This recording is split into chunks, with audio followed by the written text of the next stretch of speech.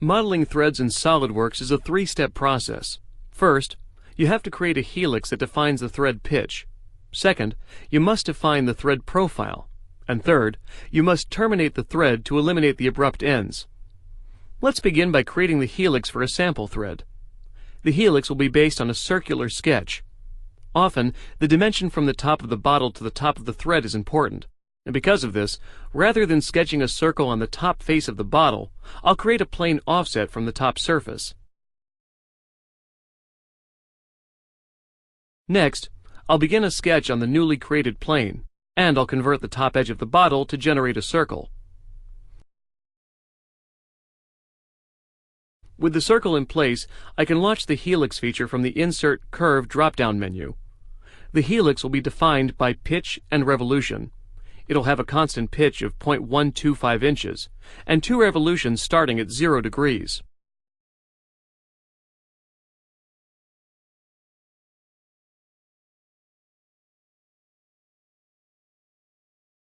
Now, I'll move on to creating the thread profile.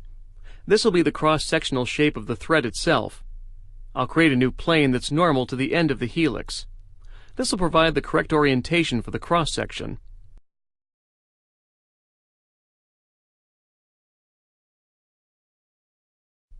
I'll sketch the thread profile on the new plane.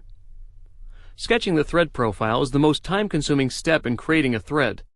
Since thread profiles are likely to be reused, consider saving them to your design library for quick access.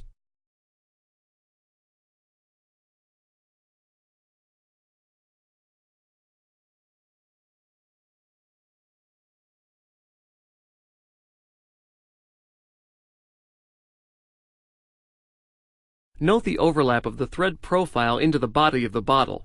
This is important. Without the overlap, the contact area between the thread profile and the bottle could result in zero thickness geometry, generating an error. With the thread profile complete, I'll exit the sketch and create a sweep feature. The sweep profile will be the thread profile sketch, and the path will be the helix. I'll click OK, and the thread is nearly complete. All that remains is to terminate the ends of the thread. Now, there are several techniques for doing this. One of the more common approaches is to use a revolve feature. I'll begin a sketch on the starting face of the thread.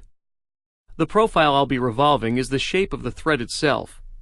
Using the Convert Entities tool is a quick way to capture the shape. However, note that converting the face itself can cause a problem. The lower edge of the profile is not linear, so it can't be used as an axis of revolution. I'll use Convert Entities with the original sketch selected from the Feature Manager tree. This gives me the profile I need. I'll launch the Revolve feature, and I'll use the lower edge as the axis of revolution. If you wish to have a more gradual termination, you can always increase the radius of the revolve. You can do this by adding a center line at a distance from the profile sketch. The revolve only needs to go 100 degrees to merge into the body of the bottle. You can see this in a top view.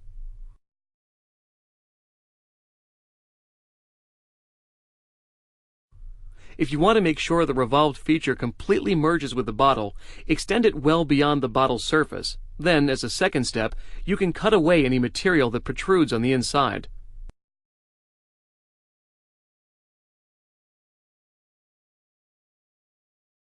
And this completes one end of the thread. The other end is a bit more complicated because we don't have the original sketch available for use as a reference. There are several ways to overcome this. The approach I'll use is to simply reuse the sketch from the other end of the thread. I'll do this using the little-known derived sketch command. I'll select the end face of the thread along with the sketch used previously for the revolve. I'll then click Derived Sketch from the Insert drop-down menu, and the sketch is copied onto the face I selected. To position the sketch properly, I'll add a couple of geometric relations, and the sketch is complete. Note that this derived sketch is controlled entirely by the original sketch. Once it's in position, it's fully defined without the need for dimensions. I'll create another revolve to complete the thread.